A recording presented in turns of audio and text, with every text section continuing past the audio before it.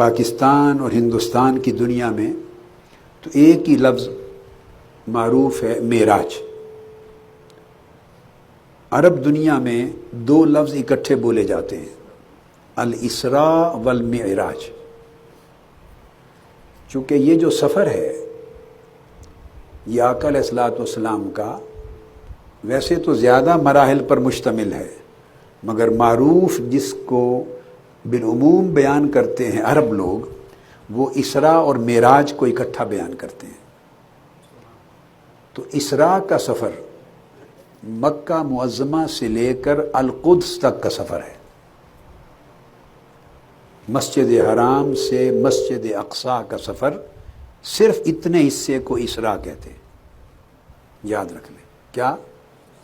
صرف مسجد حرام کعبۃ اللہ کے شہر سے لے کر القدس مسجد اقصیٰ تک، اس حصہ سفر کو، اتنا حصہ جو پہلا حصہ ہے، اس کو اسراء کہتے ہیں۔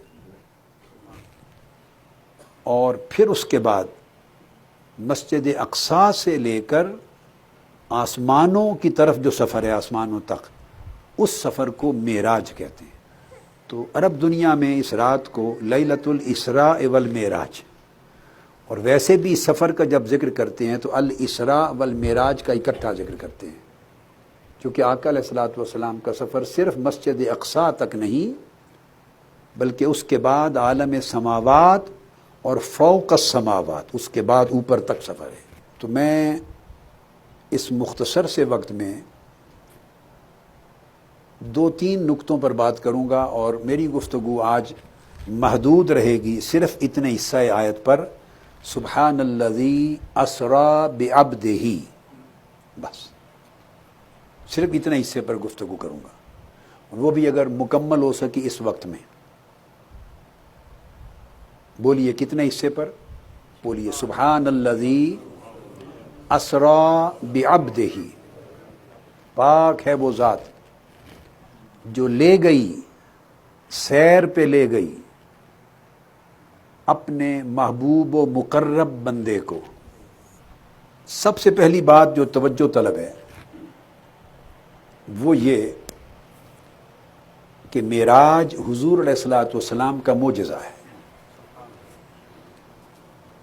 اسراء اور معراج آقا علیہ الصلوۃ والسلام کا معجزہ ہے اور آپ کی عظیم فضیلت ہے۔ قرآن مجید کے بعد حضور علیہ السلام کو اللہ نے قرآن مجید عطا کیا، یہ دائمی معجزہ ہے قیامت تک، اس کا کوئی بدل نہ تھا، نہ ہے، نہ ہوگا۔ معجزہ قرآن کے بعد آقا علیہ السلام کو جتنے معجزات عطا کیے گئے ان میں سب سے بڑا اور عظیم معجزہ معراج ہے۔ بدقسمتی ہے کہ لوگ دعویٰ بہت کرتے ہیں قرآن کا، مگر قرآن فہمی نہیں ہوتی اور لوگوں کو گمراہ کرتے ہیں۔ اگر قرآن سمجھا ہوتا تو آج اس امت کی ہر مسجد میں معراج مصطفیٰ منایا جا رہا ہوتا۔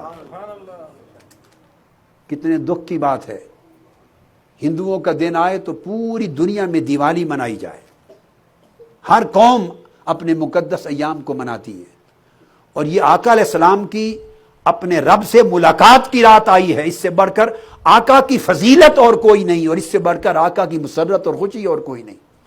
اور امت اپنے محبوب نبی اور پیغمبر کی خوشی نہ سیلیبریٹ کرے تو کس دین کا پرچار کرتے ہیں وہ اسلامک سینٹرز میں اور مسجدوں میں، اور حضور کی امت کے سامنے کس دین کے علم بردار بنتے ہیں کہ جن کو اپنے محبوب اور پیغمبر کی خوشی کے ساتھ خوشی نہیں، ان کی فضیلت اور عظمت کے ساتھ ان کے دل خوش نہیں، اور حضور کی عظمت اور فضیلت کا ذکر جس کو قرآن بیان کر رہا ہے، اللہ اپنی طرف سے اس کو اپنی مسجدوں میں بیان نہ کریں۔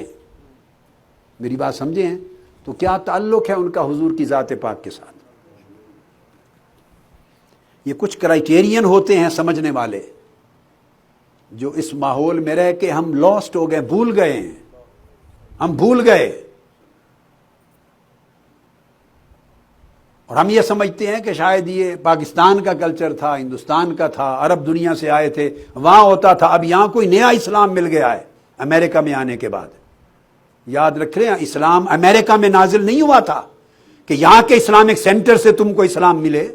اسلام مکہ اور مدینہ میں اترا تھا مصطفیٰ کی ذات پر. ایمان اور اسلام وہ ہے جو نسلوں سے آقا کے غلاموں میں امت میں ائمہ کے ذریعے چلا آ رہا ہے, اس سے کبھی پیچھے نہ ہٹیے. تو میں بتا رہا تھا کہ امت اس وقت سے شروع ہوئی اور قیامت تک ہے. جتنے عدد ہوا حضور کی امت کا اس قدر کثرت سے معجزات ہوئے, اتنے معجزات ہوئے. تو آقا علیہ السلام کے معجزات کا کوئی نمبر بھی کوٹ نہیں کیا جا سکتا, اس کو کاؤنٹ بھی نہیں کیا جا سکتا, کاؤنٹ لیس ہیں. ان سارے معجزات میں قرآن کے بعد سب سے اونچا معجزہ جو آقا کو ملا وہ معراج کا معجزہ ہے. اب یہ معجزہ آقا علیہ السلام کی فضیلت ہے, اس کو اللہ رب العزت نے بیان کیا. جب اللہ نے بیان کیا تو میرا ایک سادہ سا سوال ہے, کیا حضور کی امت کے علماء پر,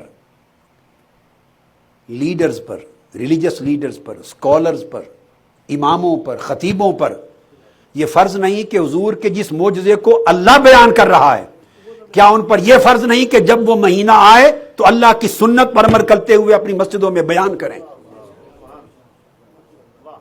کریں. کتنے دکھ کی بات ہوگی کہ مہینہ معراج کا سارا گزر جائے, اللہ اس کو قرآن کا حصہ بنائے بیان معراج کو, اور یہاں ریلیجس لیڈر اسلام کی باتیں کرنے والے حضور کے معراج کا ذکر ہی نہ کریں, اور نئی نسلوں کو خبر ہی کچھ نہ ہو کہ معراج کیا ہوتا ہے. ایسے اسلام کی دعوت اللہ رب العزت اٹھا کر ایسے دعوت دینے والوں کے سمیت اس طرح مروڑ کر جہنم میں پھینک دے گا.